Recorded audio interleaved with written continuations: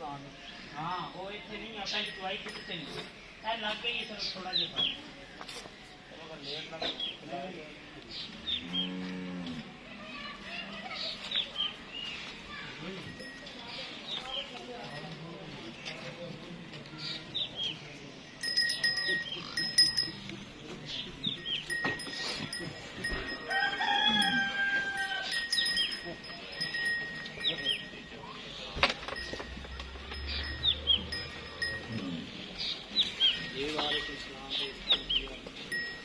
जी जी भाई खान मैं पूछा असं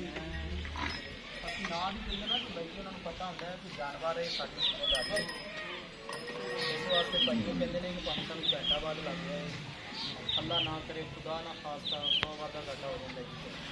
इस वास्ते भाई जी उन्हें टाइम भी अपने को घंटा डेढ़ बाद ही गया कि मैं पहुँचा मगर का पहुँच जल्दी गया क्योंकि माशाल्लाह माजे जानवर ताज़ा हमारी सूझे बड़े आराम नाल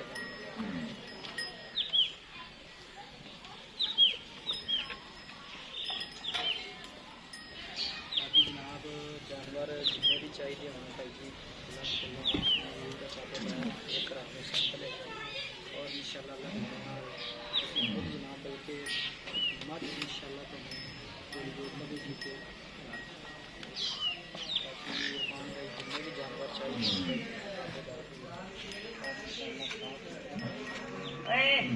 जल्दी बाल्टी ले आते वांग भी ले